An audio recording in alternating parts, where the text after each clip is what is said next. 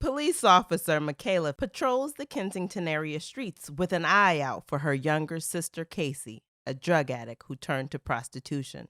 When Michaela learns a young woman is strangled, she seeks out her sister and learns she is missing. Michaela is determined to find Casey before she becomes the next victim. The author, Liz Moore. The book, Long Bright River. And you're listening to Lit Society. Let's get lit!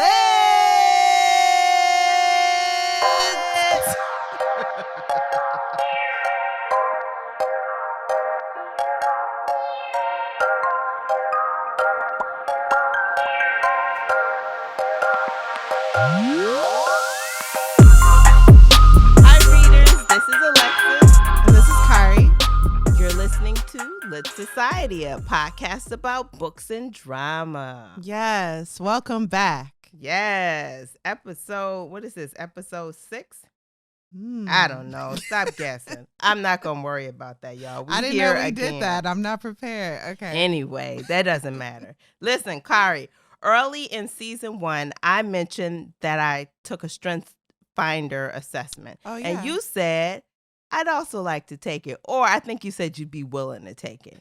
So you were finally able to make time and take this assessment. and you received the results.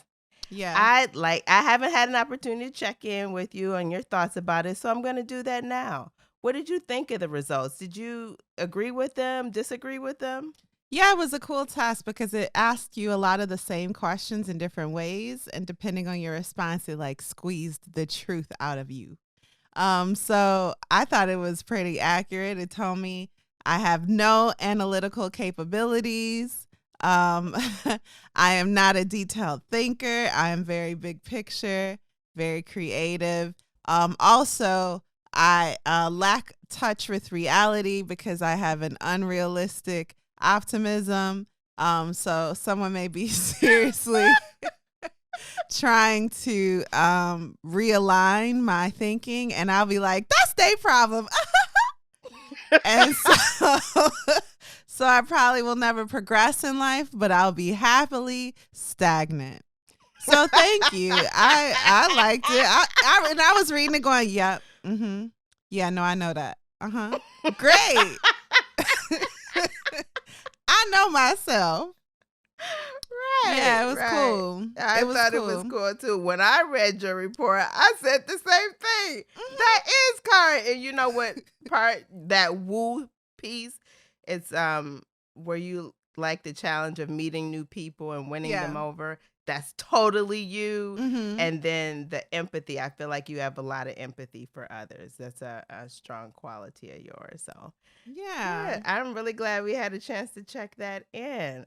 Maybe we'll share that with our readers on litsocietypod.com. Maybe we can include a link because it was free. No, it's not free. What I took was free, right? Free to you. Oh, never mind then.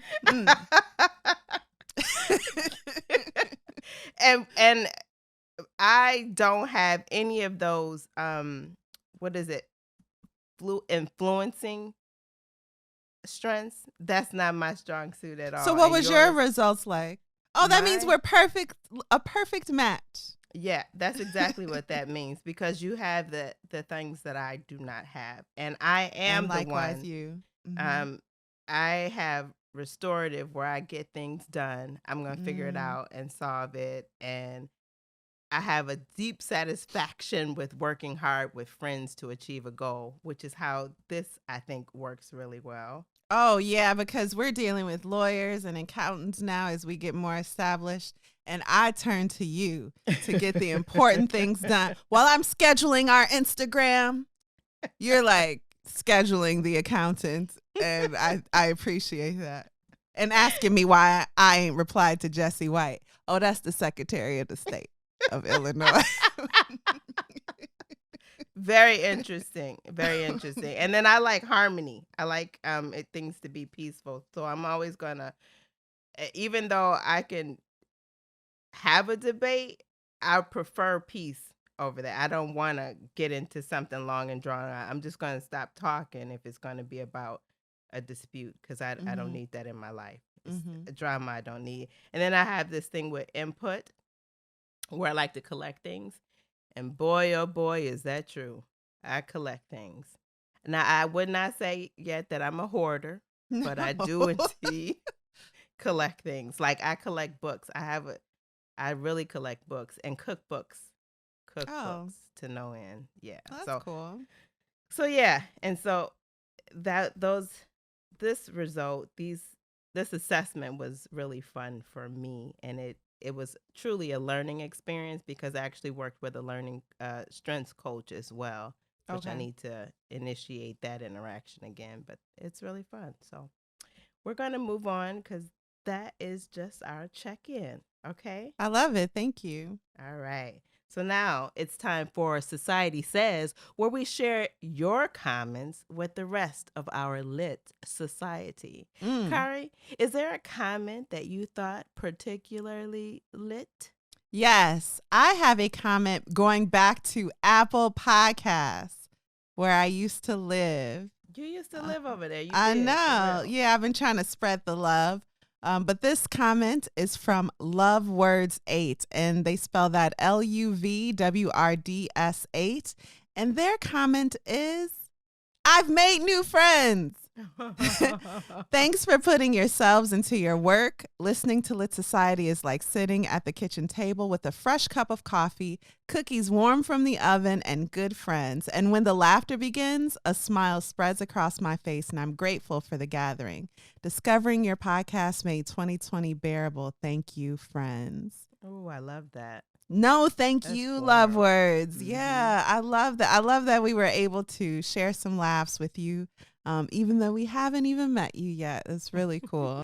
And what about you, Alexis? Is there a comment you like to share that you thought was particularly lit this week? I did. I found a comment at my favorite place, Instagram. Instagram. Yes, I did. And this is from Nina 2065.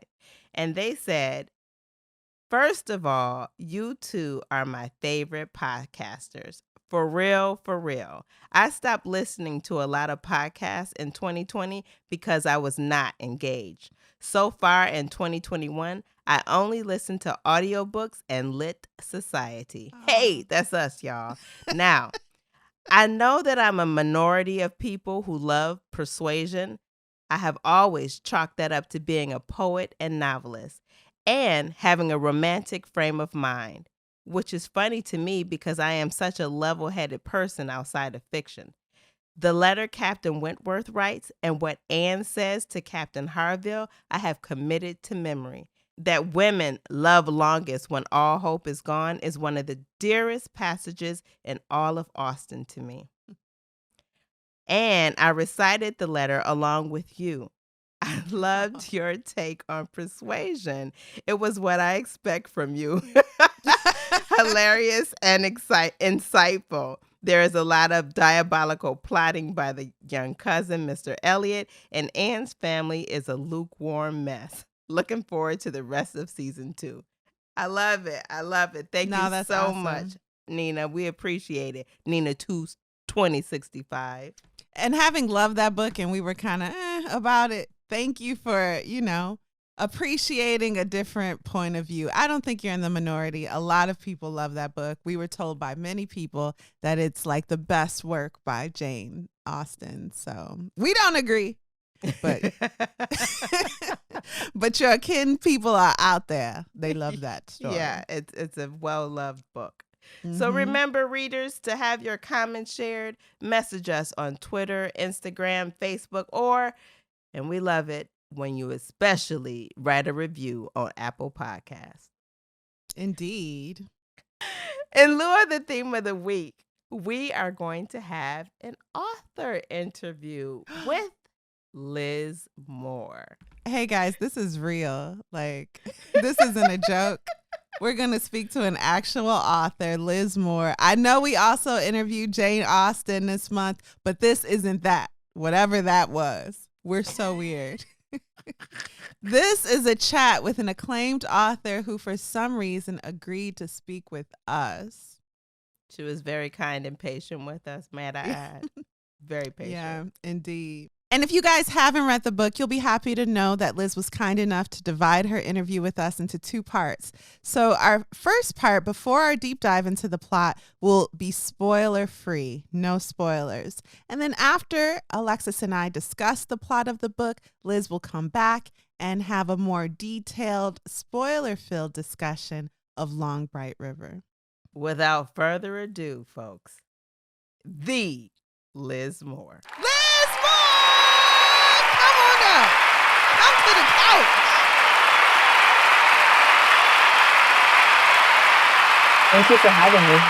Yeah, we know your schedule's very busy these days. You are indeed still teaching and writing, and you have a family, so we really appreciate this bit of your time. Of course. Long Bright River is your 4th book.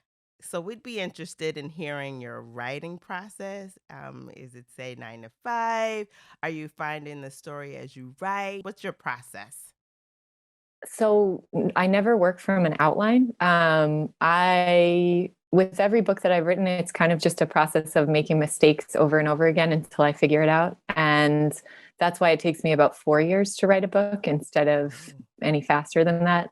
Because I basically write a draft until I start to hate it enough to start over. And then I start over and write it again from the beginning. And eventually I figure out like actions for the characters to take that make sense for them in my mind. But usually it's a process of like figuring out who the characters are for a very long time and then trying to get them to do things that I think they would do, finding out it doesn't feel right for that character to do that thing, and like bringing them back to the beginning and going from there. So that's my process. Oh, and like for Workday, I have to talk about that in terms of pre-pandemic and post-pandemic. Mm. Pre-pandemic, I liked to write in coffee shops and would almost always go to the same one here in Philly. Pretty cool. Do you want to shout them out? I miss it. Yeah. So the one that I used to go to is under new ownership, so it has changed names. Now it's called Fits and Starts. And I don't know what it will look like after the pandemic, because it used to be a nice place to go and like bring your laptop, and it was like an all-day cafe, so you could eat there too, and they had really good food. Now, I don't know if I will be welcome post-pandemic, but we'll see. So you're the writer that's in there all day, guilt buying coffees. Guilt buying, spending 6 hour increments. It's actually worse than that, because I would guilt buy like full meals and pastries, and like they had a really good pastry chef. So it's probably like better for my health that I don't do that anymore, but it's not as good for my mind. Yeah, and feeling of supporting the community, that matters. Right. I miss that now, too. right. Now I'm working in my bedroom where I hide all day long from my kids. I have a 4-year-old and a 1-year-old.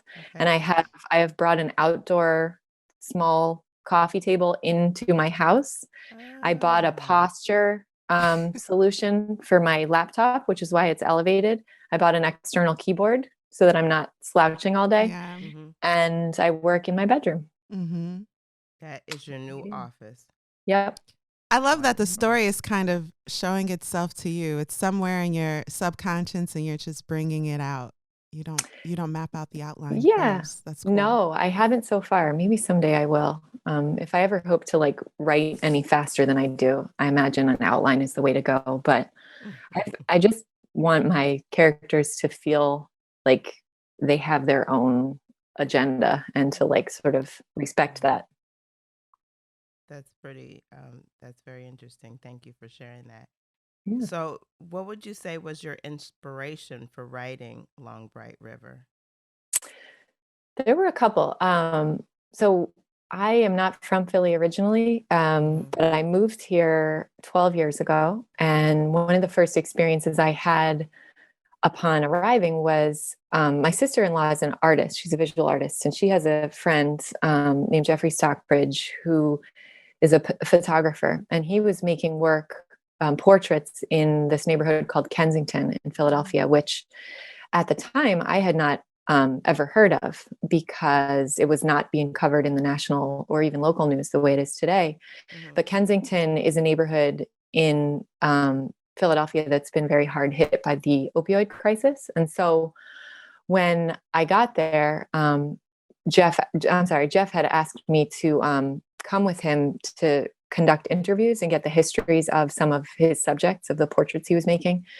So my early experience with Kensington was conducting interviews with the people he was photographing. And I got to know some of them and their stories. And I only went with him a handful of times, but I subsequently returned to the neighborhood a lot on my own. With my own family has a history of addiction. And so I think I was kind of drawn to the material through a certain like autobiographical spark, and continued to return to do community work. I ended up leading free writing workshops at a women's day shelter in Kensington. And I just really grew to feel connected to and moved by the neighborhood and the people I met there. And that was sort of the spark of inspiration for the book. It sounds like a very emotional, maybe even cathartic process. How long did it take you to write the novel? Speaking with these people you met and your own experience. I would say like I started writing sketches about the neighborhood, nonfiction sketches about the neighborhood, all the way back in 2009 when I first arrived there. And I started a short story that wasn't good about the neighborhood in probably like 2012, and I put it aside. But that short story had the main characters of the book in it.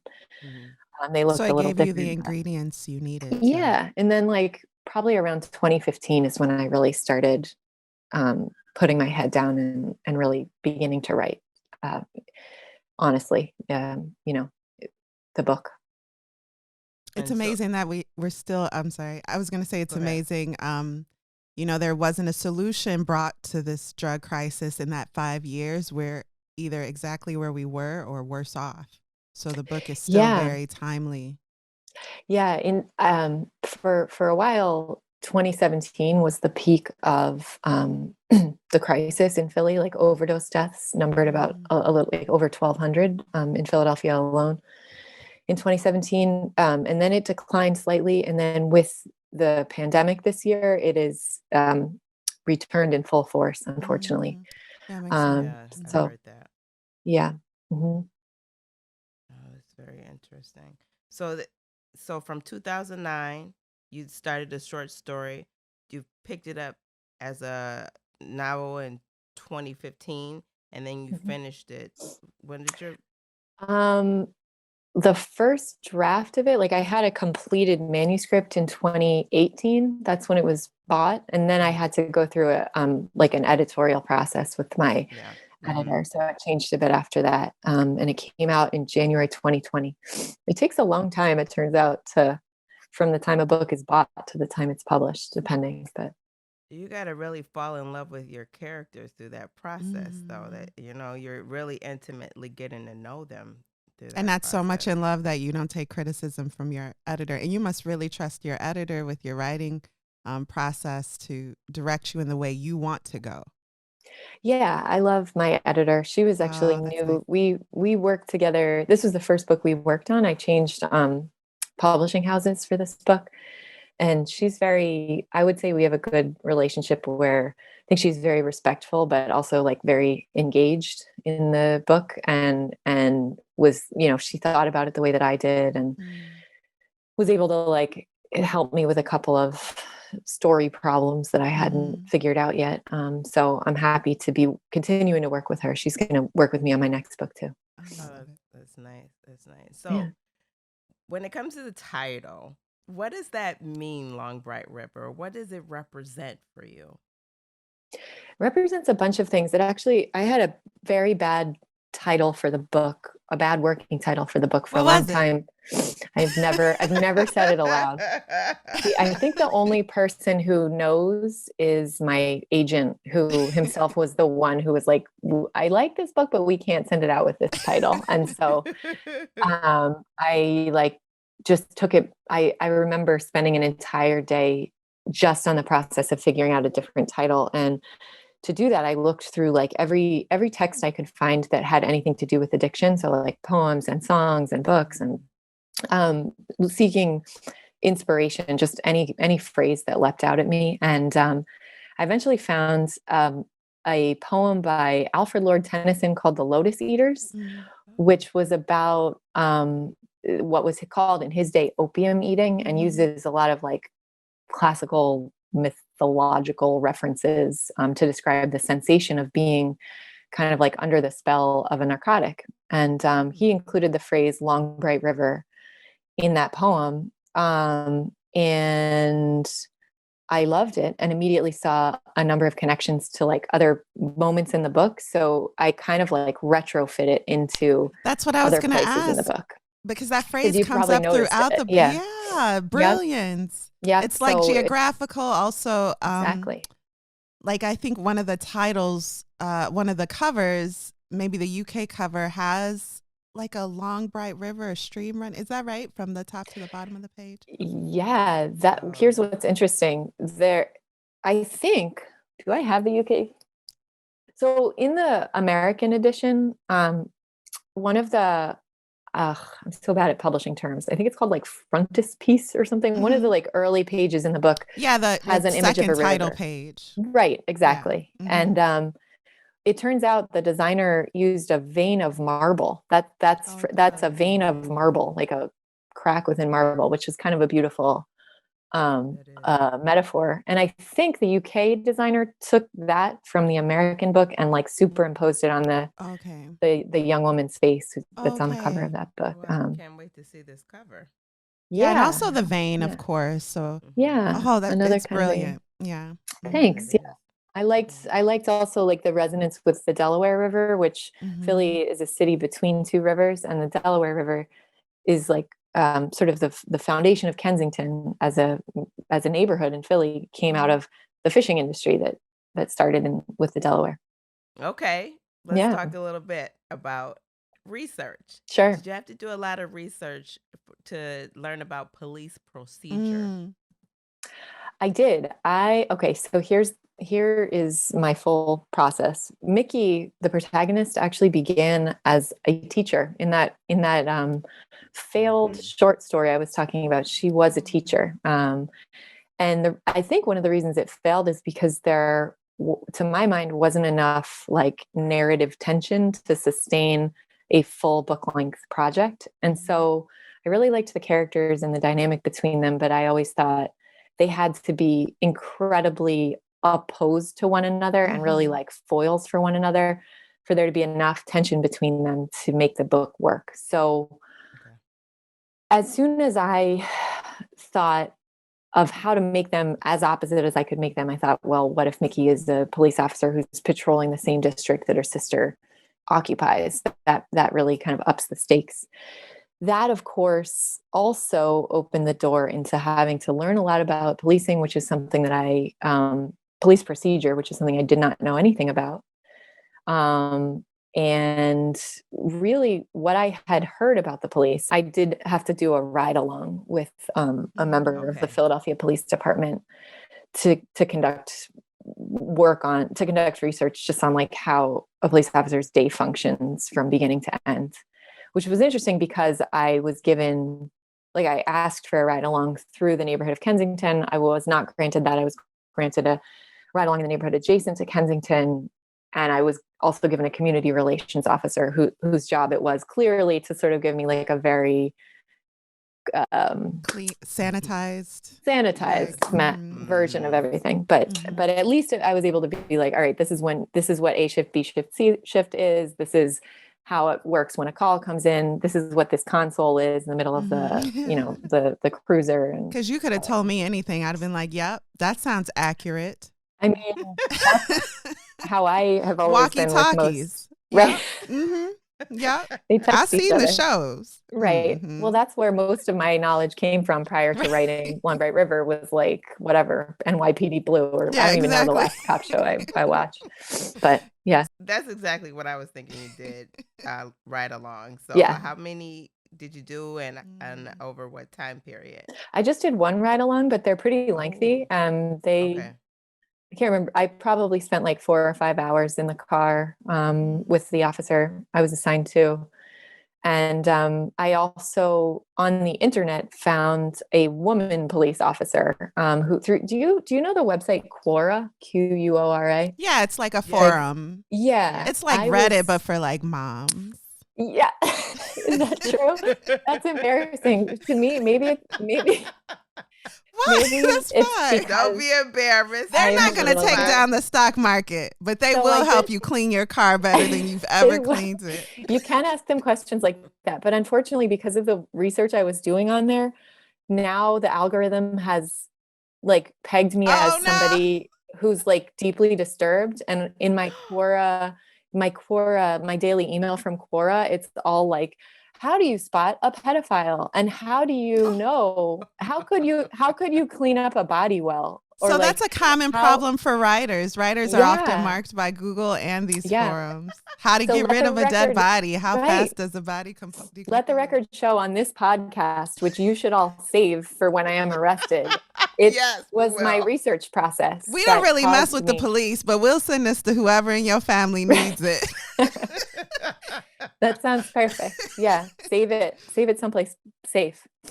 Um, anyway, so I met a female police officer, not from Philly, but on Quora, and I had a conversation with her. Oh, cool. And she was able to tell me a little bit about like policing from a woman's perspective too. That's good.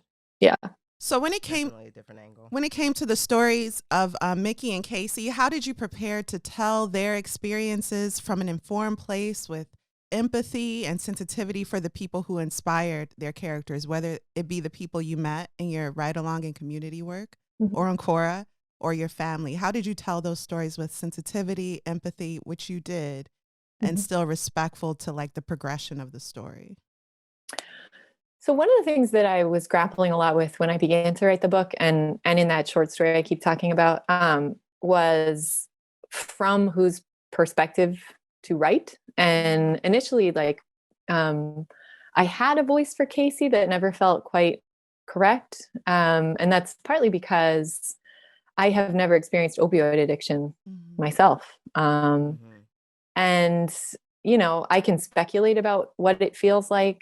I can see what it feels like for people I know, but it just always that voice always felt a little bit flat to me, and so I scrapped it. And Mickey, I have a lot more in common with Mickey than with Casey, and I share some of I think her like most negative qualities too, which I was able to lean into. And uh and so I think writing my way into the story through her perspective was one way to ensure that I was like writing from the point of view of somebody I had enough in common with to like do the story justice, hopefully. And then it is as far as like empathy for people with addiction go. I have it personally. I have empathy for people I know and love who've experienced addiction, who are either in active addiction or in recovery, and I certainly have a lot of like strong feelings of empathy toward the people I've met in Kensington. It's hard to meet somebody and hear their story without understanding the level of suffering that they've endured, and therefore it was very important to me when I was writing. To represent addiction in a way that treats it as the disease and disorder that it is, rather than sort of like a moral failing. What's tricky about it is Mickey herself, I think, undergoes this transformation from she's in a place of judgment at the start of the novel, like a lot of people are, I think, and in that way, she is different than me as a person, but I think her evolution, her transformation over the course of the book is sort of like coming to realize that many of her assumptions about addiction were flawed. And so in detailing that process for her, I hope that I was able to accurately represent the judgment that some people do have about addiction while also kind of undermining it in certain ways. Yeah, one thing that kept popping up as we're reading this book is how fitting it is to humanize people who are suffering with addiction instead of criminalizing them, as has been the case, especially throughout, of course, the 80s. And, yes. So, yeah, this was very refreshing to see people who are sick being treated like people who are sick. Yes. So, Yes. and it You're right. really, Yeah, go ahead. no, please. I think it's completely correct that the United States has a long history of criminalizing people with addiction. And there's also, of course, like a history of racism that goes along with that. And I think Absolutely. that's, yeah. And, you know, it doesn't escape me that the fact that most of my characters are white means that, you know, I think it's society is ready, a lot readier and quicker to kind of medicalize the problem of addiction within white communities rather than criminalize it. Yeah, when the sufferer looks like you, it's easier to feel that empathy when really just because they're human, we should feel it and have place for it. I think that's correct. Yeah. But this book really opened my eyes to how desensitized I am when it comes to like the horrific effects of drug abuse in this country specifically. When you think about documented history of drugs purposely brought into Black and brown communities, to the overprescribing of highly addictive drugs like Oxycontin, of course. Right. There's no period in any of our lives, us three ladies, where the broken down families and abandoned neighborhoods and strung out sex workers and roaming predators where that did not exist. But you describe these scenes with dignity in a very matter-of-fact way. And I'm curious, how is your story received in other countries? Like we talked about the UK cover, this book is doing very well, not just here. How do other countries receive this story about a very specific type of drug crisis that they may not have experienced? Yeah, that's been interesting. So opioid addiction is rising a little bit in other countries, but certainly not to the extent that it is here. And a huge part of that, this won't be a surprise to you, is because of our privatized healthcare system and the fact that, like, for many years, doctors were incentivized to overprescribe and were lied to by pharmaceutical companies about like the addictive potential of the drugs that they were misinformed and bribed. Exactly. Good combination. Whereas, you know, in countries with public healthcare systems, there isn't that incentive. You know, it just doesn't work like that. One of the most interesting reactions has been from the UK, which, you know, a lot of different parts of the UK had such a problem with heroin in the 80s that sort of like accompanied this, like, in a very superficial, stereotypical way, like the punk movement in the 80s. No, a lot of like, yeah. Right, exactly. There was a huge problem with heroin use. I mean, you've probably seen like Train Spotting as like a super shorthand thing. So a lot of like older people I've spoken to in the UK very distinctly remember that period and can sort of relate the book to that period, even though opioid use isn't as prevalent there as it is here today. I think it's interesting that Philadelphia, some call it like the birthplace of America, and it's grown up to be in many ways an analogy for where the country finds itself today. You kind of touched on it with punk rock, but our best restaurants and tech incubators are often right next door to Skid Row. And people look away a lot. We look away a lot to see what's pretty and what's cool and ignore what's ugly and what's shameful. I mean, you're forcing readers not to look away. Instead, you want us to, like, metaphorically stare at the people that the culture is choosing to leave behind. What are you hoping the reader feels when they read about Paula and about, you know, the girls that Casey and Mickey grew up with? It's weird. There's an interesting conversation happening in literature right now around the word humanize and how it's like sort of a charged word because they were already human. Yeah, you know, it's not necessarily a cat. I humanize my pet. Right. Yeah, right. Oh, that's good. So it emerged recently, and so I'm trying to be sort of cognizant of that. I guess the goal would be to just portray them on equal terms as like the way that I portray any character, which is like somebody with who I don't think of in like binary terms as good or bad. I think everybody's sort of got a lot of different sides to them, and a lot of quirks and a lot of, you know, bad habits, but also like good characteristics. Not everybody. There are some people who are just like sheer evil, and there's a couple characters like that in the book. And some people are also only good. Hi, Mom. That was good. Yeah. Exactly. So, Liz, how do you think addicts should be viewed and helped by their families and those closest to them? I think you touched on this a little bit, but Yeah. can you expand on that? Yeah, I think every family has different resources for one thing, so it's difficult to talk like in a general sense about what everybody should do. Certainly, like trying as hard as you can to remove the sense of like moral judgment or believing that a person with addiction has any kind of like moral failing is a good starting point. And treating it medically as much as possible and can be helpful. It's really difficult. And listen, like it was incredibly important to me to adequately portray the struggles of people adjacent to those with addiction as well, because I don't wish to minimize the suffering of especially like the children of people with addiction really are dealt a very difficult hand. And so my goal was never to say, stop criticizing people with addiction. They're human beings, blah, blah, blah. Like their actions do have seriously negative consequences for the people around them a lot of the time. And so it's important to maintain empathy for those folks as well. But I think medicalizing the issue can remove some of the emotional burden from it and just saying, these are best practices for treating people with addiction. Even since I began working on the novel way back, or working in the neighborhood way back in 2009, the medical community has changed its opinion a lot on best course of treatment for specifically opioid use disorder. And nowadays, people believe that like long-term or even permanent MAT, medication-assisted treatment, might be the way to go to lead people out of opioid dependency, or I guess I would say like street level opioid dependency. And that's something people are hesitant about because they don't like the idea of permanently being on methadone, for example. Yeah, you're sending them back to the medical institution that got them right. hooked.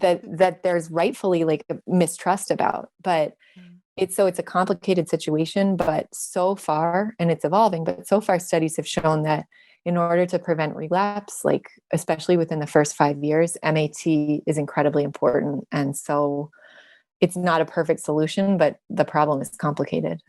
So to answer your question, Alexis, I think like just trying to continue to pursue like science as a best course of action is probably the thing I would suggest.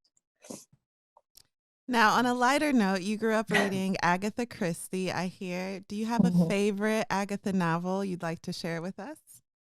So I think her entire like Inspector Poirot, like how do we call that thing? The series? Yeah. Is my bag. I have this dream of writing like a classic mystery set in like a small castle and just like everybody comes in and like only 3 people leave or something. I probably will never do that. And then there were none. Yes. So yeah. Let's just close this out with the question, what are you reading now?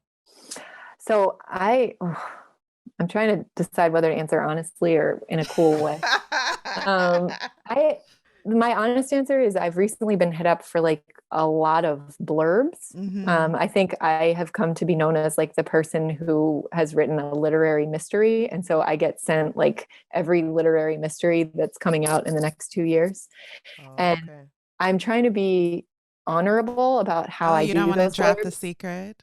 I don't want to no, I just mean like, I don't want to just read 2 pages and blurb it. I want to actually like read the entire book. And so a lot of what I'm reading these days are advanced copies of books that I've been sent. But what's a book that here's a book. There's a book called Motherhood by Sheila Heti that I'm teaching now in an autofiction course that I'm teaching. And it's about the decision of whether or not to have a child and what it will do to one's artistic career if one does have a child. And it feels very relevant to my life right now. And I like it. I like it a lot. What's the name again? It's called Motherhood, but it's actually about like the pre-motherhood. It's like the decision about whether or not to have a child. And author's name is Sheila Heti, Heti. Okay. Thank you. I feel like I've seen some of her work before. She wrote another book called How Should a Person Be, that was I also read, and that too is all, it's like, I don't know. It's not, I don't think it's for everyone. I think it's like a lot of just like rambling thoughts about art and without much of a plot, which honestly is not usually, I don't usually like that. Like clearly I write fiction that has pretty, is pretty plot heavy, but I do like her writing for some reason. I don't know. What are you all reading? Soft Fat Heating Acid. Oh, is I like cookbooks. is that by, I feel like I'm conflating two people. Is that by the woman who also has a show? Yeah. Or is that, okay. I think I like her show. I can't remember her name. Woman. She has a good like laugh. Oh, and she did an episode in Italy, I think. Una domanda. She speaks Italian. Ok, parla italiano anche, sì? Sì, parlo un po' di italiano. Sì, ok, io parlo solo un po', ma possiamo fingere di parlare fluentemente. Ok. Esatto. In che modo l'apprendimento di un'altra lingua, la lingua italiana, ha influenzato la tua comprensione dell'inglese e la tua scrittura in generale? Allora, io credo che lato di imparare un'altra lingua, soprattutto una lingua come italiano che viene di latino o di un'origine latino, mi ha fatto quasi riflettere sulle radici delle parole inglese, e anche mi ha dato un senso di come si dice empathy, un senso di empatia, empathy per altre persone che stanno imparando una lingua seconda, perché durante l'anno in cui ho vissuto a Roma io mi ho sentito come un idiota totalmente, perché non ho mai parlato in un'altra lingua per un anno intero, e quindi ogni volta che ho entrato in un negozio ho un grande senso di paura. Anche tu? I'm going to say, this is so bad. Maybe not paura para me, but like una idiota. Yeah, no, I think that's perfect. Okay, I'm switching back to English. Oh, but real quick. I'm sweating. I'm sweating. So she's saying how when you're in a country, paraphrasing, and you don't have like that grasp on the language, it makes you sympathetic for people who you might see, I'm going to say like even every day, who to me know 2 or 3 languages, but maybe English isn't the one that they're the strongest in. You don't look down on them if you ever did, because you've been in their shoes and you were worse at it. And one time we were in a shop in Rome, and I have a friend who asked for coffee to go bye-bye in English. She said, "Can I have a coffee to go bye-bye?" And I said, "Girl, you be..." First of all, no one drinks coffee on the street. This ain't Starbucks. It was Alexis, you guys. It was Alexis. Oh, that's funny. Wow. And if you're going to go that far in English, just ask for a cup. Confirma, to cover your coffee. People do judge you for drinking and eating on the street, which I didn't know as an American. I'm so used to like walking down the street with my Starbucks. Yeah, exactly. But people think it's gross. I took it's undignified. I was corrected by a teacher in Italian for drinking like a coffee in class. They asked me to stop it. Because it's an experience. Like you're supposed to sit down or stand at a shelf and properly drink your coffee and be social. I know. So I just now it's beautifully humbling. It is so humbling, and I really want to go back there. I was supposed to do like a short Italian tour for this book, and I was so excited, and then the pandemic happened. Yeah. That is a minor problem on the scale of problems. Yeah, I guess. Maybe someday. Yeah. Anyway, And thanks. That woke me right up. Sorry.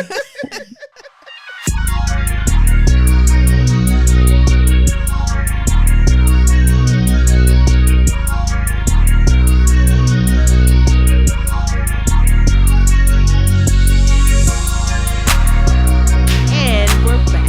Woo! That was so appreciated. So, Kari, let's hear a brief synopsis without spoilers before we jump in deep into our story. In the city of Philadelphia, two sisters must find their way back to each other before one ends up dead and one ends up alone forever. This is the story of Casey and Mickey, two survivors of the opioid crisis. Alexis, what were your first thoughts of Long Bright River? You know what? I ended up, I feel like I was a little rushed in my, when I got to this book, unfortunately. So I didn't really have time to just sit and think about, the cover and what that meant. So I didn't really have any initial first impressions, unfortunately. It was just, hurry up and read this book. I'm running out of time. And, sometimes that happens. But yeah. Who do you think would enjoy reading this book? This book has been, I've seen it in the mystery genre and the thriller genre. I think it's more of like a character-driven novel. I don't know if it should be called a thriller or mystery, but if you're into those character-driven stories, like the movie Fried Green Tomatoes comes to mind. Oh, yeah. Where you have these very rich characters, each with their own issues, and you as the viewer, in this case the reader, are made to care about them and to see their humanity and relate to it. And if you love those type of stories, I think you'll love Long Bright River. Well, that does it, folks. We've got that brief synopsis in, and you know what we're thinking. So, Kari, are you ready to deep dive into our spoil-filled telling of Long Bright River? Yep, I'm ready. Here we go. We should state maybe a mild content warning that this book does talk about drug abuse and the effect it has on families, communities, and cities. Part 1, Before We Knew. So the setting is present-day Philadelphia in the throes of the opioid crisis. This book is written in first person, and Mickey, short for Michaela, is our narrator. When we meet Mickey, she's a cop who keeps a maternal eye on the streetwalkers on her beat. And when we meet her, she's missing her old partner, Truman, who she says is on injury leave. Her new partner, Lafferty, is like on his ex-wife number 3. He often says stupid things, and she's already tired of him. That was quick. Right. While they're working together, she's constantly missing her son. Actually, this is like her every day at work. She's always missing her son, like a lot of moms, like a lot of parents. Her son is a beautiful boy, and unlike his father, he is kind. We learn that they live alone, her and Thomas. She doesn't bring Thomas around her family often because they're not the kind of people she wants in his life. So that tells you a little bit about how she feels of her family too. So Thomas is a pretty lonely child. He was good in school and made friends, but his dad stopped sending checks. And so Mickey had to take him out of this private school. And now he's in a school where he doesn't really know anyone. They also had to move out of her house and into a small flat. So, moving is hard for any kid, but this kid is very kind and outgoing. And so he's sad a lot, but he's a loving boy. And Mickey often feels guilty leaving him with his negligent babysitter. But she feels she has no other option. This babysitter is like all she can afford, and she's not abusing the child. She's just kind of stupid, this babysitter. And then she's late all the time, which makes her late for work. Yeah, so. She doesn't quite take the job seriously. She doesn't take her job seriously as a babysitter. So that adds guilt onto these feelings that the mom is having. One day for the son's birthday, the mom hosts a sad little party for him at McDonald's and invites moms and their children from the old school, the private school. And the moms are like the Kardashians. They're like well off. They bring their Chanel bags and they're like, so when are we going to the party? And Mickey is like, no, this is the party. And they're like, oh, cute for you. They cut up. One of them anyway. So these are privileged people. Mickey and Thomas are not privileged. Mickey feels very out of place, but is trying to make it work for her son, who misses these children that he once knew. But then Thomas abruptly runs to a man standing in line at McDonald's and hugs him around the knees and screams, "Daddy, Daddy." And the man looks down like he's never seen Thomas before in his life. He's a very handsome man, by the way. And he looks at Thomas like, I am confusion. And next to the very handsome man is a young girl with earrings in her cheeks, I think. Yep. Holding a baby. You can guess who that man is. We'll leave that there for now. Mm-hmm. So with all of this on her mind, Mickey is in the car with this useless new partner, Lafferty, and she's touring the neighborhood. She knows the sex workers in the neighborhood by name. Some of them she went to school with. And like I said before, she's looking at them with a maternal eye. You know, she can't save them, quote unquote, but she's always looking out for them just to make sure they're still living and still there. We'll also find she's looking for something else, but we'll get to that later also. She shows these women respect and hopes her partner, who is new, will do the same. She hopes he'll see them as the people they are. Their first day together, her and Lafferty, they head into an underpass on foot where they see a man make a note of this, seemingly waiting for something. You can't be here, Mickey tells him, and he apologizes, but he doesn't really move. And Mickey and her partner continue about their business. They continue searching for what they've come down to find, a girl, dead. On the surface, it looks like an overdose, common for this neighborhood. But then Mickey finds blood droplets, which point to foul play. This girl may have been strangled. Back at the precinct, we meet Mickey's boss, who doesn't like her because she's too smart and made the mistake of correcting him in front of other officers in a meeting one day. She hasn't made friends, okay? She's no good at politics. If you're wrong, she's going to say it. She's not rude. She's just in a male-dominated world, and their feelings get hurt, and they don't like her, and now she don't have friends. Mm-hmm. Now, let's take a little closer a look at Mickey's past. Her memories. Ooh, let's go into her memories. Yeah, first. Yeah. Into Mickey's memories. She's going to tell us about the first time she found her baby sister, Casey, dead. Yes, you heard that right. The very first time she found Casey dead, Mickey's thought was Casey and I know what it's like to have lost both of our parents. And with Casey dead, I'll never have someone who understands that grief, who can relate to it. That's her first thought. Casey's dead, and now no one will get me. Casey was revived in the ambulance. She was angry, though, when Casey was brought to. She wanted to go back. And then Mickey realized that addicts don't want to be rescued. They want to stay pulled down to the earth, so near death that they can smell it, because that sort of limbo is the only peace some of them have, including her sister. Mickey also remembers their beautiful mother clearly, unlike her sister Casey, who doesn't remember their mom. Their mom was perfect in Mickey's eyes. She was caring. She would snuggle Mickey at night. She was thoughtful and attentive. And during those days, their grandmother, G, would look at both of them, Mickey and her mom, with pride. They all laughed together and joke around. When their mother died of an overdose, Casey was 3 years old, and G, their grandmother, was 42 years old, entrusted with these two children. Their father was useless. He showed up less and less until Mickey heard one day that he died. She heard this from a friend of the family who thought she already knew. So in passive conversation, they're like, yeah, and then after that, your dad died, you know? And then, and she's like, what news? What a way to be told your parent has died. Mm-hmm. Yeah, after the death of her daughter, G, their grandmother, seemed to look around and through the girls, never at them. She was bitter and grieving. They were poor and had to wear coats and shoes around the house in winter.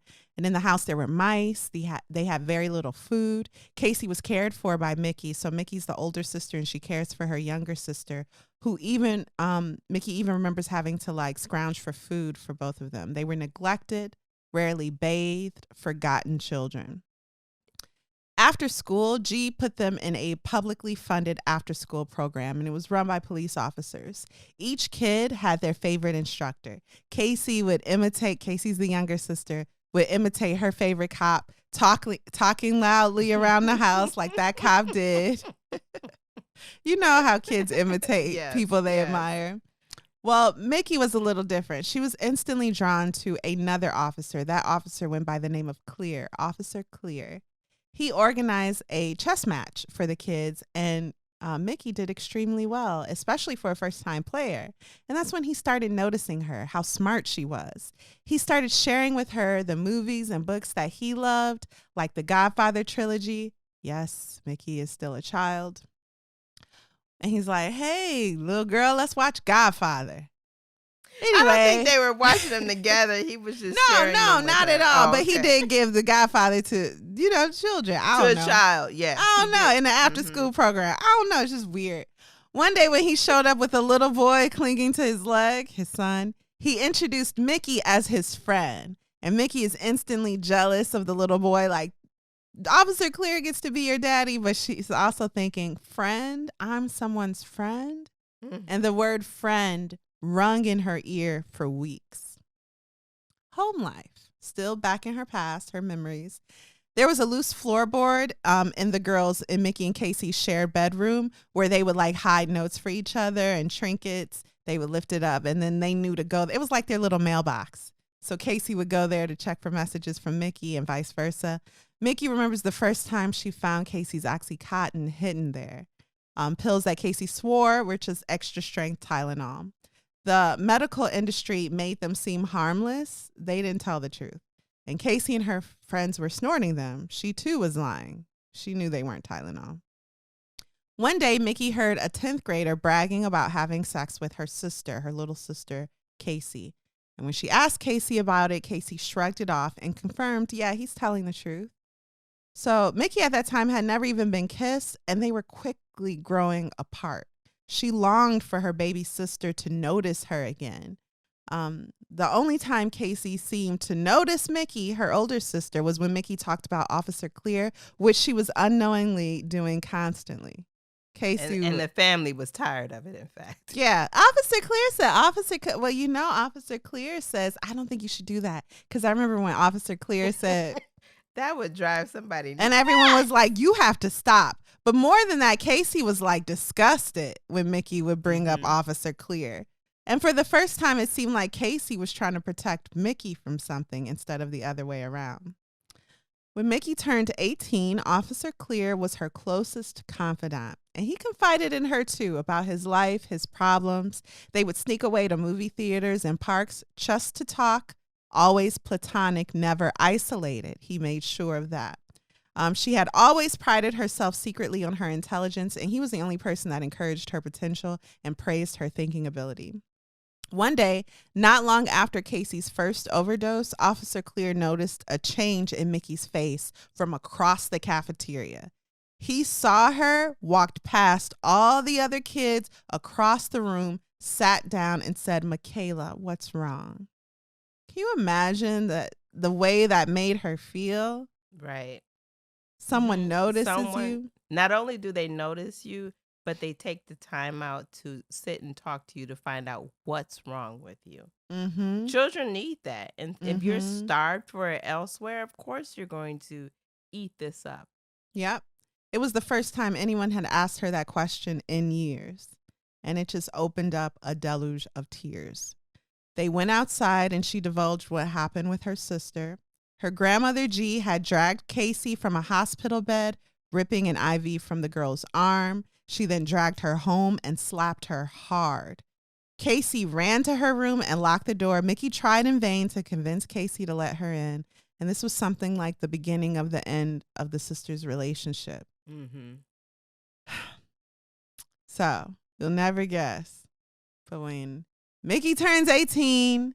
The first thing Officer Clear does is give her a kiss. What? No, not on the cheek. What?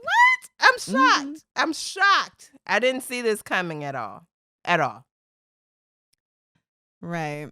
So, Officer Clear kisses Mickey when she turns 18. And when Mickey tells her sister about it, Casey is like, girl, that's disgusting. I know you're the responsible sister, but you don't see what I see, and it's gross. And Officer Clear has been wanting you since you were 14. And her response So- is typical of those who have been groomed is, no, I went after him. Yeah. Oh, good point. Yes. Yeah. So Mickey ignores the warning, and honestly, Casey's in no position to give counsel. So Mickey is like, mind your business. But also, I want to tell you my business because you're my sister. But don't judge. So anyway. I'm not judging you, but I am. She is. Yeah. And but don't rightfully tell so, me nothing come on. about my life.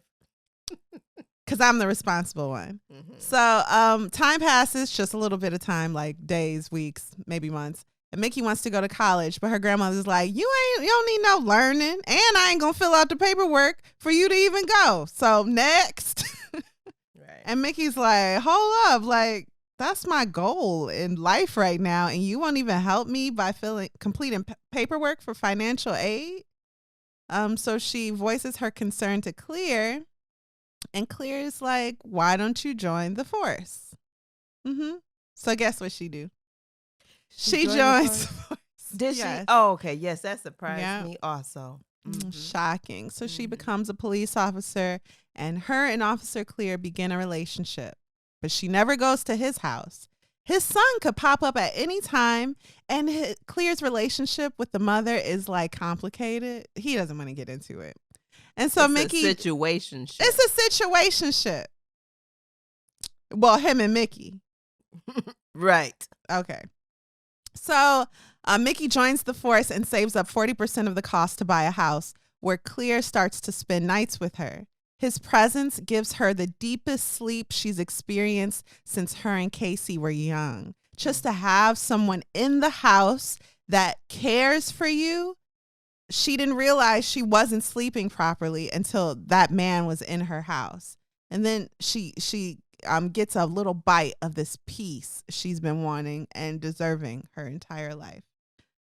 Eventually, Casey becomes a full-fledged addict. After a 12-month stint in prison forces her clean, she gets out and she moves in with Mickey and Clear. So Casey moves in with Mickey, Officer Mickey now, and Officer Clear. Casey loves her sister, wants her to be happy, but never trusts this Officer Clear. And then Casey eventually gets a job at a local movie theater. She's progressing, she's clean, but then she slips back into habits that take her away from her sister, and she leaves the house. Boop, out of the memories, back to present day. Today, Casey has an arrest record over a mile long. The mildest offense, public intoxication. Mickey has watched the cars of Johns, like a parade of Johns, pull up to her sister's corner before Casey follows them down some dark alley one after another. Mickey watches this and does nothing because Casey is an adult now, and for real, what could she do? Right. But now we learn Casey is also missing from her usual corners and haunts. Mickey hasn't seen or heard from her for too long, and she's worried. 4 more strangulations pop up on the news. Mickey only knows of 3, and she fears the 4th could be her sister Casey. Sends her into a panic attack. Her boss is like, hey, go home because you just had a panic attack. But also you should know that while you were out of it, you were screaming one name, Truman. And that's her old partner. So what's up with Truman? Truman was her partner. He's black. He's a guy, of course, but there's nothing going on between them. They're like 2 sides of the same coin in a way. They see a lot of the world in the same way, and they relate to each other. Yeah. It was her friend. What am I getting? It was purely her Yeah. friend. Mm-hmm. But she ain't got a lot of them, so she really valued that friendship. And then out of nowhere one day, a guy hops up and Nancy, what's her name? Nancy Cardigan? Tanya Harding. knocks his knee out and runs away. And so he's on injury leave. So Mickey connects with Truman, missing him desperately since he's the only friend she ever had that really understood her. Plus, he's an incomparable partner. He was really capable. She tells him what she knows and how she's been frantically searching for Casey. She hasn't told anyone this. Casey's missing.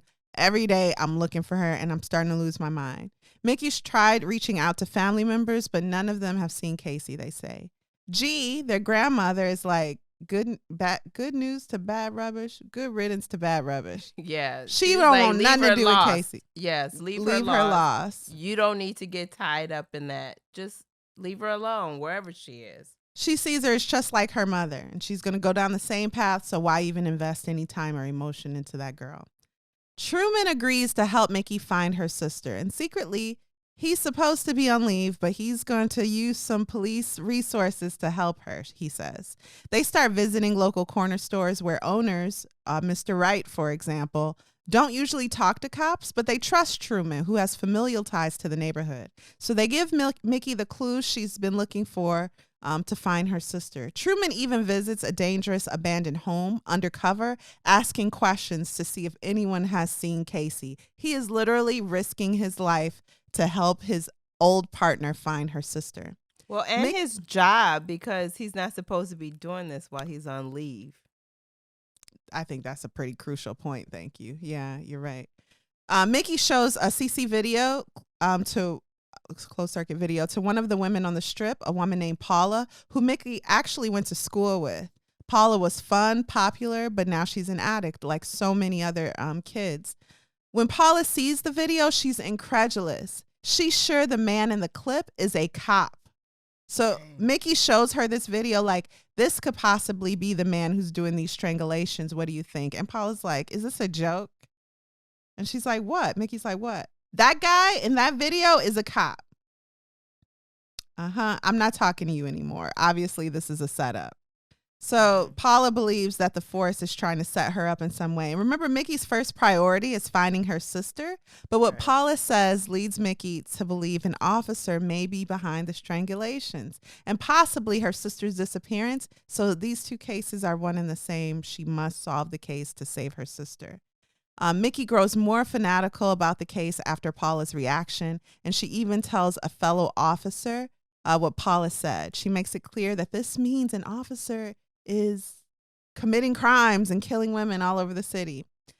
She's telling her boss that. It was her superior, right? Yeah, Yes. She told her boss, and everyone's like not really believing her because they don't really like her anyway. And then also it's like, yeah, we know cops do that. So, I mean, it's okay. They do solicit them and, you know. Yeah, we know officers visit prostitutes. That doesn't mean they're killing them. Right. So you're jumping to conclusions and they dismiss her. But then they place her on leave for an investigation into her conduct because they know all about this secret mission she's been carrying out with Truman. They found out and no one is pleased. Before being relieved of duty, Mickey sees Officer Simon Clear in a neighborhood he had no business being in at an hour where Johns usually patrol the alleys. She is even more sure something's wrong and perhaps her baby daddy involved, or we assume that's her baby daddy. Mm-hmm. An unexpected storm forces Mickey to leave her son with a downstairs neighbor, an old lady, kind, but a stranger, while Mickey heads into work. The old lady reports to Mickey before this day that a man had been coming to the house asking about her and the boy. It must be the boy's father, Simon, Mickey thinks, Simon Clear. She instructs Miss Mann, the old lady that lives under her, to tell the man they've moved. Mickey at this point is now believing Simon, Thomas's father, may have had something to do with the strangled girls. The suggestion first comes from Truman, who let her in on the fact that, hey, everyone knows you and Simon were in a relationship. I know you think you're hiding it and you're doing a great job. You're not. Everybody knows. We all know. Mm-hmm. Okay. Yes.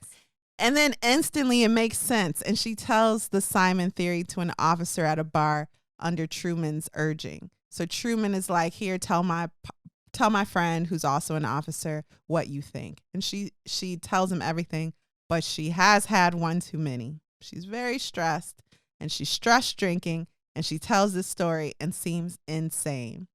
It doesn't go well. She's now at her wit's end. At this, her lowest point, she romanticizes Truman's kindness, her only friend, and kisses him. He's like, whoa, listen, I'm like your friend, and I'm also trying to get back with my ex-wife. So get it together, okay? I'm going to put you in a car and send you home, okay? And then she wakes up the next day covered in shame. Mm-hmm. She's like, nothing's working out. Some weeks ago at work, she came across a perp who said she looked familiar, but he didn't explain further. She kept looking at him, wondering where she had seen him before. And one day she learns his name, Robert Mulvey Jr.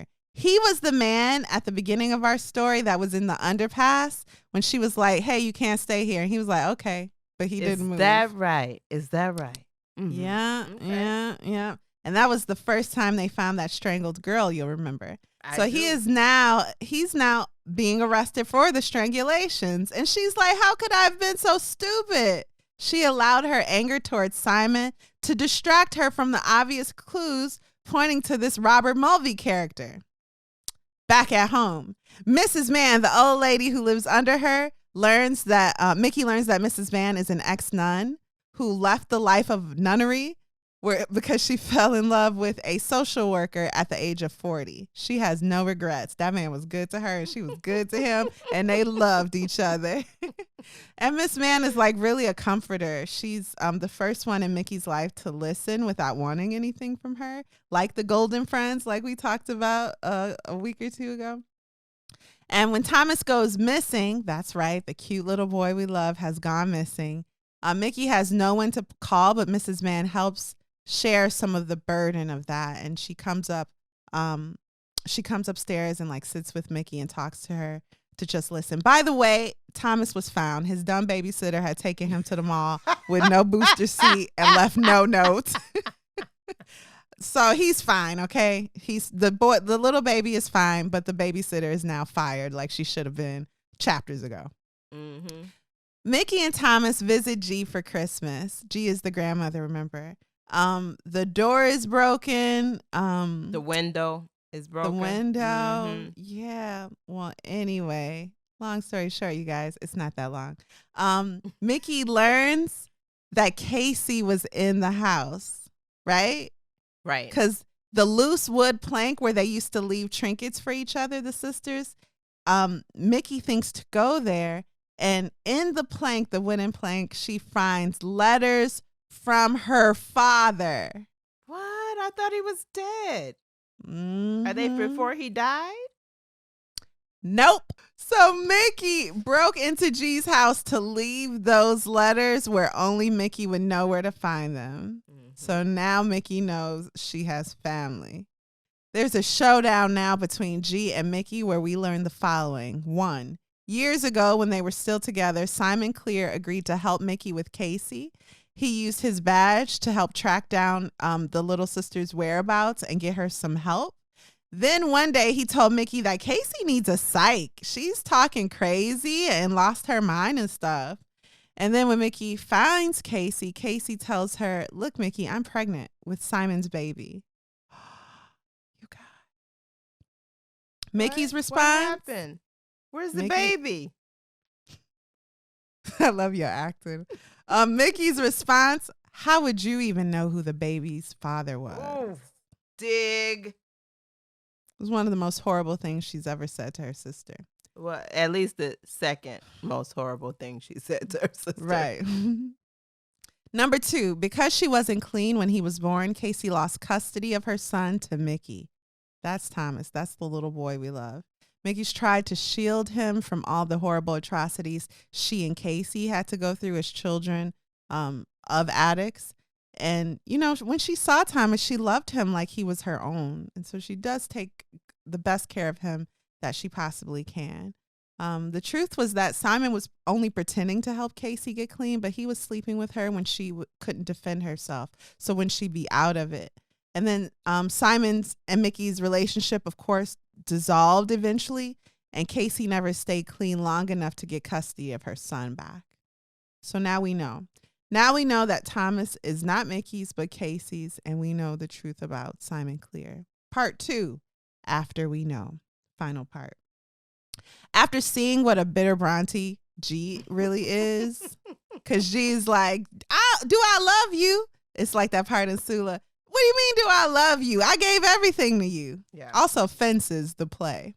You want to talk to me about love? Oh, yeah. That ain't my job.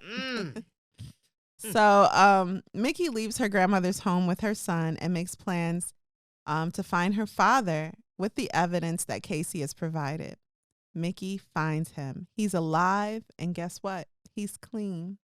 He's the man who's been showing up at the house that Mrs. Mann, sorry, it's a little confusing. He's the man that Mrs. Mann was like, is looking for you, girl.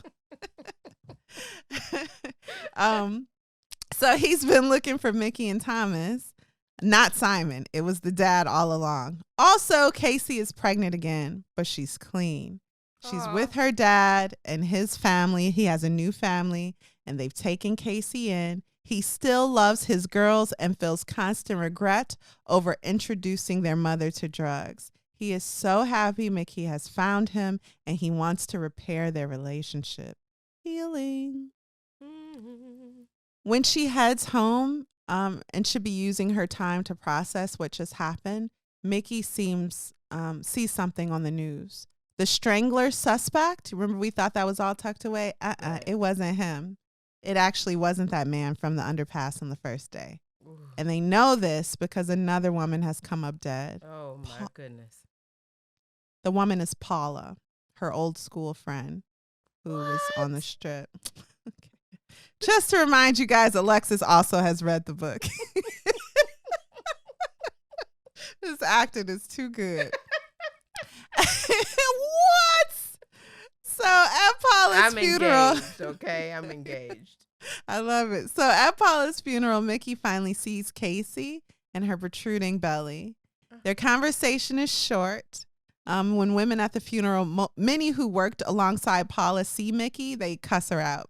It's her fault Paula is dead, they're convinced. Mickey is convinced too. Like, yeah, maybe it is my fault Paula's dead, but I don't know how. If she never had mentioned Paula's name, though, when implicating Simon, Paula might still be alive. So now her suspicions are back on Simon Clear. The women at the funeral want to jump Mickey, but Casey saves her.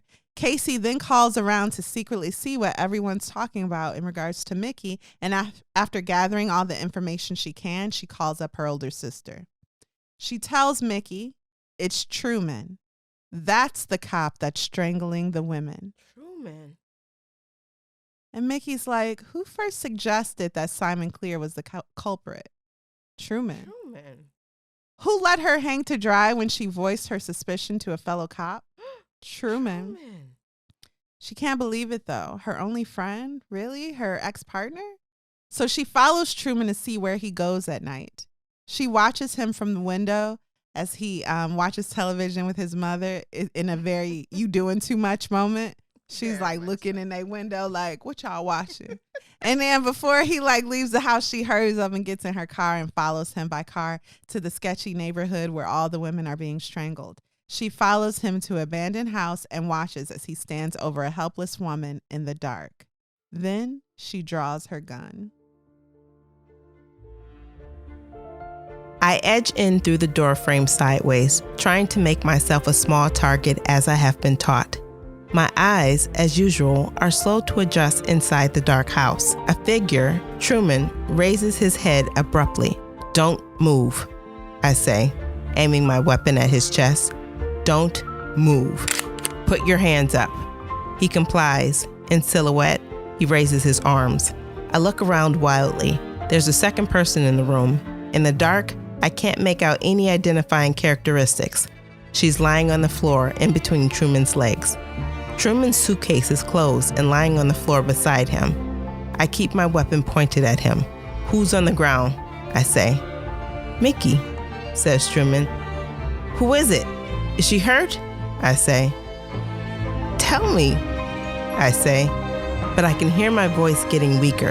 losing its authority. Truman speaks at last. "What are you doing here?" he says quietly. I say, but I hesitate, and then I find that I can't finish. "Put your weapon away, Mickey," says Truman. With the Glock, I gesture to the suitcase. "What's in there?" I say. "I'll show you," says Truman. "I'll open it and show you." The woman at his feet hasn't moved an inch. Truman crouches next to the suitcase. He says, "I'm just going to take out my phone, all right?" Slowly, he reaches into his breast pocket and removes it. He shines the phone's flashlight toward the suitcase and unzips it. He flips open the lid. I can't, at first, see what's inside. I take 2 steps forward, peering into it. What I see are sweatshirts, gloves, hats, woolen socks, hand warmers and foot warmers, the chemical kind that lasts for 8 to 10 hours.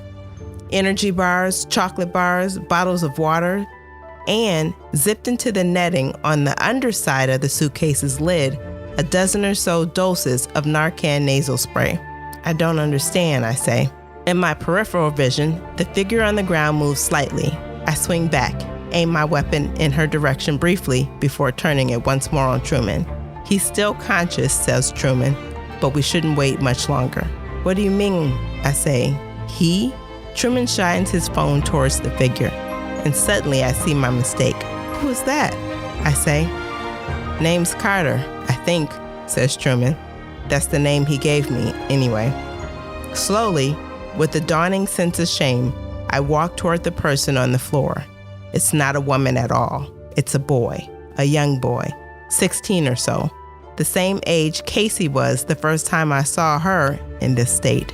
He's skinny, African American, dressed vaguely like a punk, eyeliner on his eyes, trying hard to look older than he is. The childish slightness of his frame betrays him. He's gone completely still again. "Oh no," I say. Truman says nothing. "Oh no," I say again. "Do you want to dose him or should I?" says Truman flatly, gesturing down toward the Narcan in his suitcase. Surprise! Out of the kindness of his heart, Truman is helping one of the local shop owners save the lives of local addicts. Some people don't like him for it, and so a stranger busted his kneecaps to stop him. Womp womp. But he's a good guy. She'll also probably never see him again because he's probably done with her. I mean, my goodness, she pulled a gun on the only friend she had, okay? Yeah, So Mickey has now permanently damaged her relationship with her old partner. She calls Casey. "Casey, tell me exactly what those women you spoke to said," she demands. Casey at first is like, "Why? You don't believe me again. Surprise, surprise. Why would my friends lie? Why don't you ever believe me?" But then she tells her, "Your partner. They said it was your partner." Now remember, Casey and Mickey are estranged. So Casey doesn't know who Mickey's current partner is. So her mind went to Truman. Mickey thinks Truman hasn't been my partner for weeks. Then it all becomes crystal clear. Eddie Lafferty.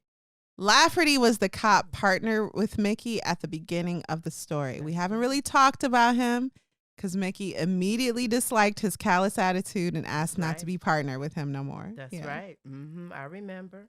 So, okay. So Mickey shows Casey a photo of Lafferty, and Casey's like, yep, that's him. She recognizes his face because he used to hang around her old boyfriend when she was an addict. What? So it must be him. Yeah, the dots connect. Yep. Casey also lets Mickey in on a secret. The day she broke into G's home, she searched through her files to find the truth about her birth, a truth that G coldly threw at her in her face during an argument. And this is the truth. When Casey was born, their mother was already using. Mickey was born healthy, and Casey was born an addict. This knowledge crushes her. She also, though, finds her dad's info, including messages, money, and cards he's been sending them over the years, and she's now living with him, getting clean for her and her baby. Wow. She doesn't want her sister to take this baby like she took the first. Oh, that's a dig. You hear me? This is a very, wow.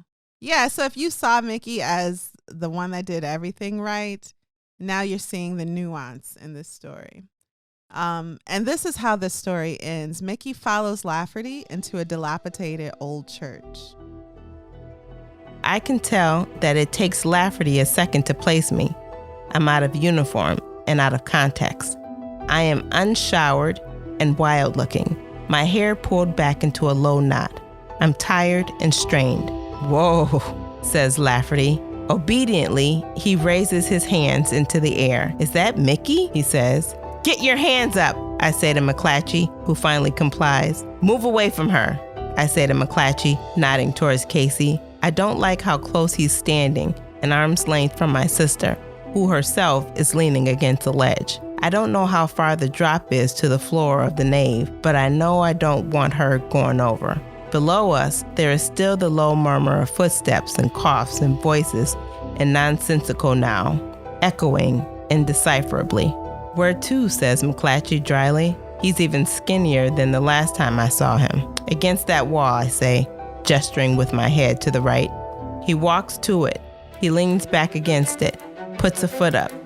Eddie Lafferty is still smiling at me, sickly, as if he's racking his brain for some funny explanation, a reason we all came to be standing here together.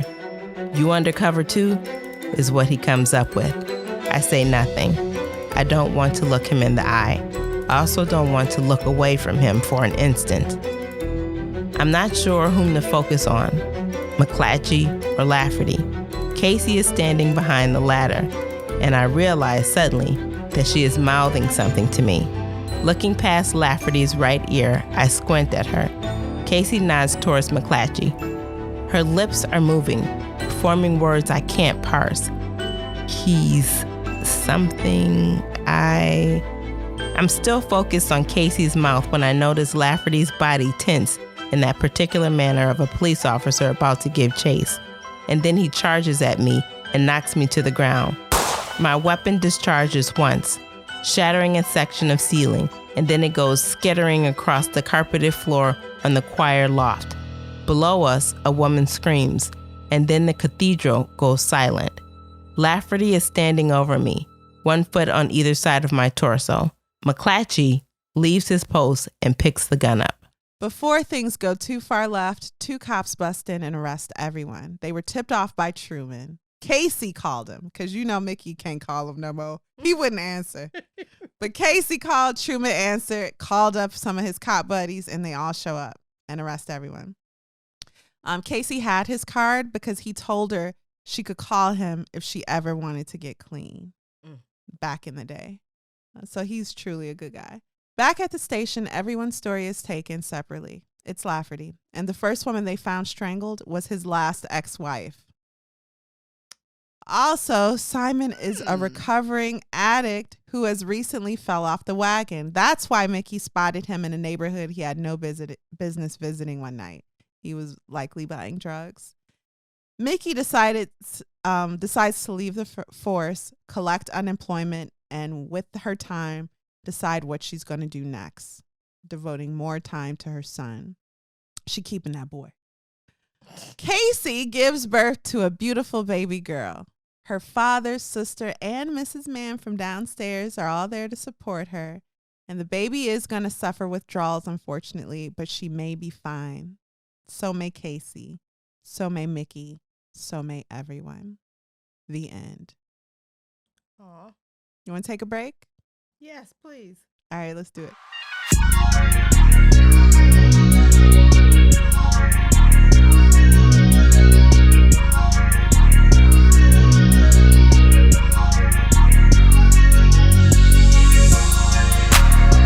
So we've all read the book and dived deep into the plot.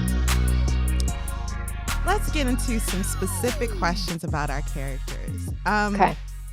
We've seen on our timelines recently parents being outed for their abusive behavior by their children. Why do you think Casey never outed G? Why did she never, either on social media, look for someone outside of her family to sympathize with her? That's a great question. I mean, I think so. Casey has been in active addiction on and off for a very long time. And I think probably her daily concern was not like she almost didn't have the emotional capacity to investigate her past for the majority of her adult life, because she was in this cycle of kind of like seeking a fix, needing a fix, seeking a fix, getting a fix. By the end of the book, she is in a moment of recovery. It's, unclear whether she'll stay in that moment of recovery, but I guess it's possible that like if she's gets into a place of long-term recovery, she might start to address some of the emotional wounds that she suffered as a kid, including with G. Yeah. Yeah, it made me think too how we always want to be loved by the Yeah. parent and guardian that should have always loved us. So she probably didn't want to burn that bridge. I can see her not wanting to burn that bridge toward her grandmother's love. Now with the Simon character, also is he in your mind also assaulting women in Kensington, or is he only in the neighborhood for drugs? Because it seems to me unlikely that he'd take advantage of Casey, and yet his method of operation seems like kind of vague. What do you think that character would be doing? It's interesting. I'm developing like a limited series of Long Bright River right now, and so I'm thinking a lot about the character of Simon and how to do like different and more things with him. And I do think he probably has a history of like grooming girls at the PAL. And Mickey wasn't his first or his only. And I think he's just sort of a shady person in general. He also has a history of addiction. And so to answer your question directly, I think he has certainly assaulted more people than Casey, and he's certainly like groomed more children than Mickey. And you touched I think he's not a good guy. And I like how you developed I liked how you spoke frankly that even though she was 18, he still groomed her up into this point. And the moment is very soft. If he was a younger boy, this first kiss would have been very sweet, perhaps. But it wasn't because of the context. And that's important. Yeah.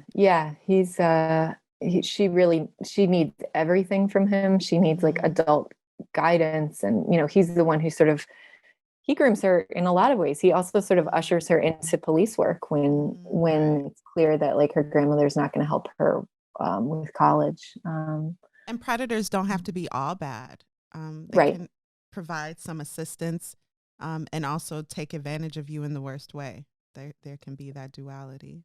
Correct. Yeah. I mean, I think he offers a sense of stability to Mickey, even if it's like not the kind of stability she needs. But it's what she was craving at the time, and so he felt that need for her. I think that's right. Yeah. Yep. In the character of Truman, Liz, did he exist mostly to like what was the main purpose of his character? Did he exist to draw our suspicion, or was Mickey saying his name like when she had that episode? Is that pointing to a deeper connection that maybe they shared as characters? I think Truman and Mickey are good foils for one another in a different way. I think they're actually very similar to one another, and they think similarly, and that's why they get along so well. They both are very kind of like rigid in their thinking. I think Truman, like Mickey, has a very strong sense of like what's right and wrong. I think he's carrying around some guilt for the line of work that he's in, to be honest. And so he's lost a couple of family members to addiction too. And he's attempting to atone in a lot of ways for the work that he does. The fact that he probably knows more than he's letting on about the corruption in the police department, but has kind of chosen like the path of least resistance in his life in certain ways.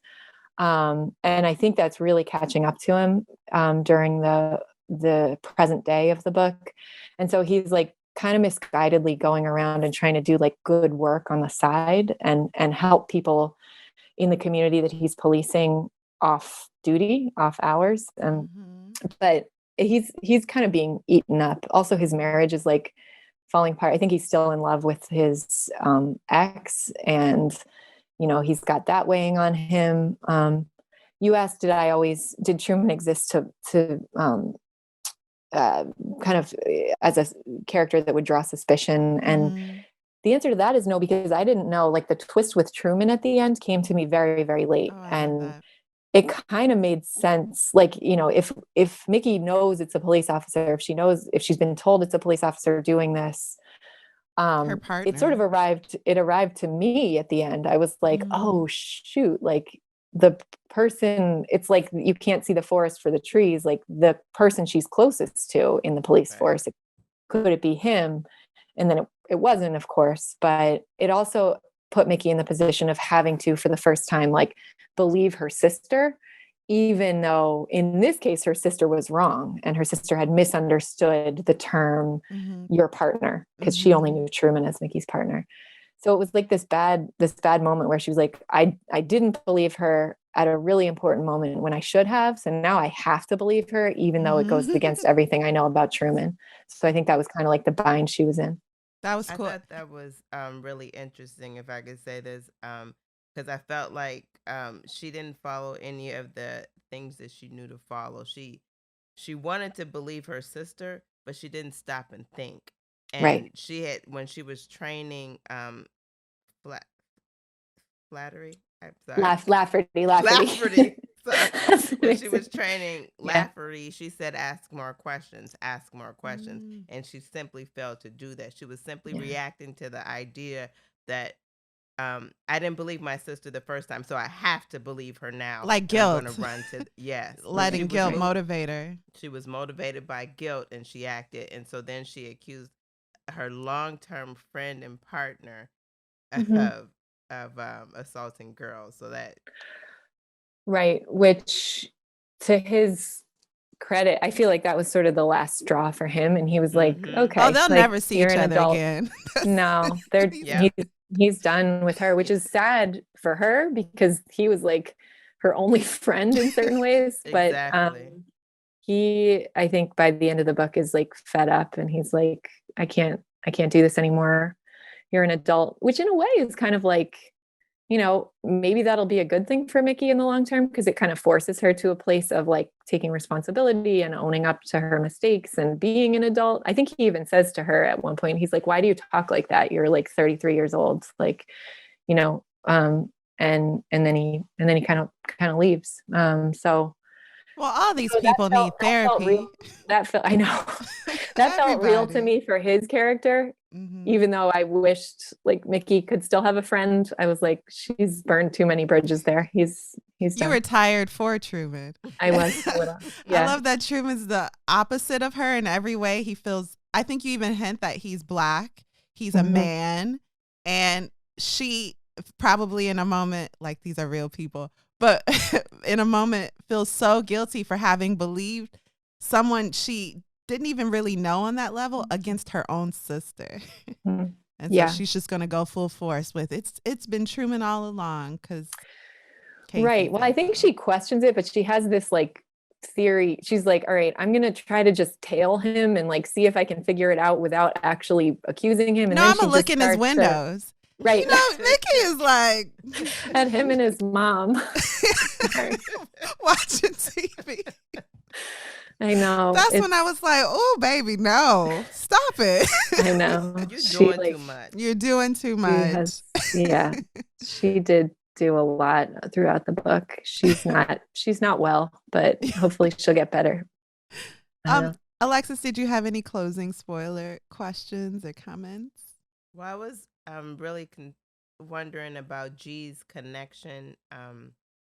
What was it? It was G blamed Daniel for getting Lisa involved in drugs, and I was really wondering how that actually played out.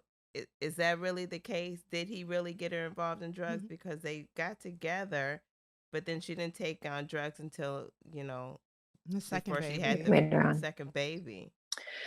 You know, I think that's always a complex, like how somebody gets started with drugs is faulted. There's a lot of different like roots, no doubt. But I think it's probably true that like her then boyfriend was, or I guess husband. Yeah.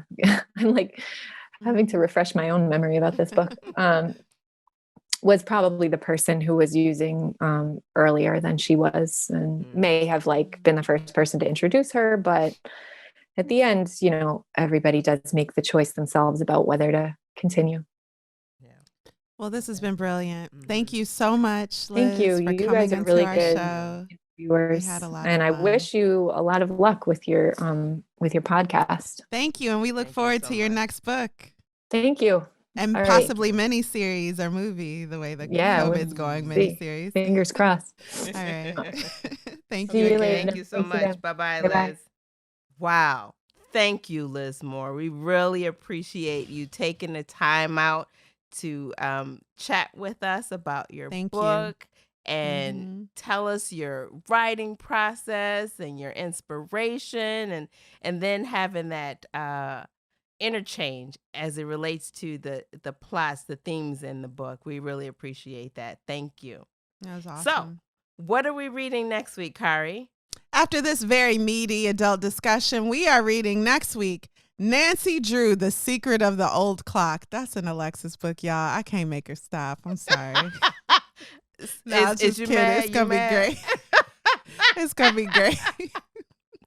Thank you for listening to Lit Society. We look forward to meeting with you next week, Thursday. Yes. Lit Society is brought to you by Alexis Honoria and Kari Herrera. That's me. Support the cause by leaving a 5-star review for our show on Apple Podcasts, along with a comment about why you absolutely love us, because we love you too. If you've enjoyed what you just heard, tell a friend about Lit Society. Visit litsocietypod.com for show notes, this month's book list, and to sign up for our amazing email newsletter. And until next time, read something.